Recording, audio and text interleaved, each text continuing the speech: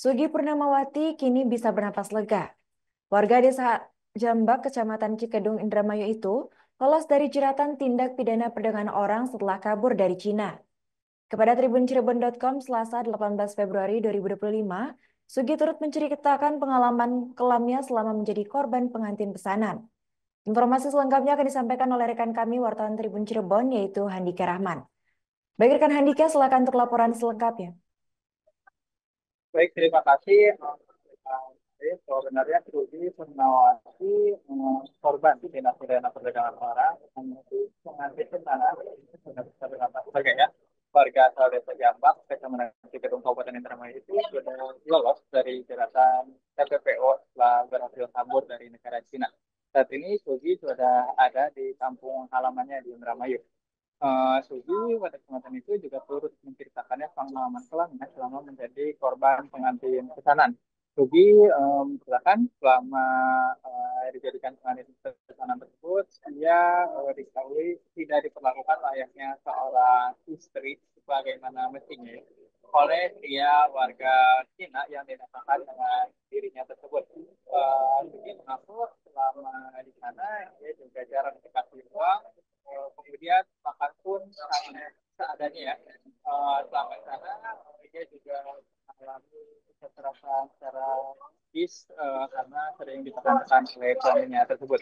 Sugi menceritakan warga Cina yang dinyatakan oleh dinikahkan dengan dirinya itu bahkan selalu memaksa agar dia mau melayaninya nyaris setiap hari. Jika tidak dituruti, suaminya akan marah-marah. Kemudian suaminya akan mengadu ke agensi dan Sugi pun kembali kena marah dari oknum yang merekrutnya ke Cina.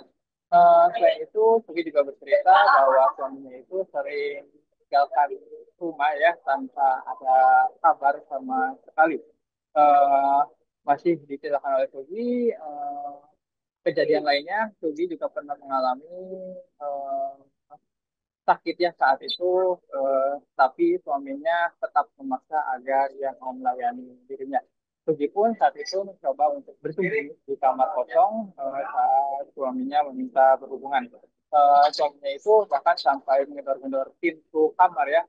Meski saat itu sudah larut malam, sekitar pukul 2 lebih 30 menit masih disampaikan oleh Puji setiap kali dia meminta untuk dipulangkan ke orang tuanya di Indonesia, seterusnya itu justru selalu meminta agar dia harus mengembalikan uang senilai 65 juta terlebih dahulu. Puji pun mengaku sangat tertekan ya di mana kondisi tersebut terus dialaminya setiap hari. Hingga akhirnya Sugi atau saat itu di Cina sedang musim dingin ya, di mana Sugi saat itu juga ditinggal oleh suaminya tanpa adanya makanan di rumah maupun uang sepeser pun. Di sisi lain, suaminya itu diketahui juga menggunakan remote keuangan ya. Sugi kala itu berpikir bahwa kondisi tersebut sudah tidak aman. Dia juga khawatir keselamatannya mengingat cuaca kala itu sangat dingin dan tanpa adanya pengaman ruangan maupun makanan. Sugi pun berinisiatif untuk kabur dari rumah suaminya tersebut untuk pulang ke Indonesia. Beruntung dalam pelarian tersebut, Sugi terus dibantu oleh rekannya yang juga sama TKW di Taiwan. Dia meminjamkan uang kepada Sugi untuk bisa kembali pulang ke tanah air. Demikian laporan langsung dari Indramayu Jawa Barat. Sampaikan lagi. Baik, terima kasih rekan Handika atas laporannya dan selamat lanjutkan aktivitas kembali. Rekan kami juga melakukan wawancara bersama korban TPPO yaitu Sugi Purnamawati.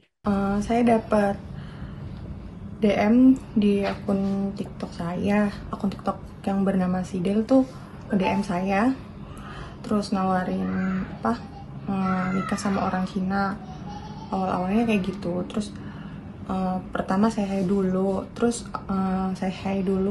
nanyain status, nanyain kerja di mana, tinggal di mana, orang mana, terus mau nggak katanya nikah sama orang Cina, terus nawarin udah punya rumah sendiri, udah punya gaji sendiri, terus keluarganya dijamin, semua keluarganya dijamin. Nah terus akhirnya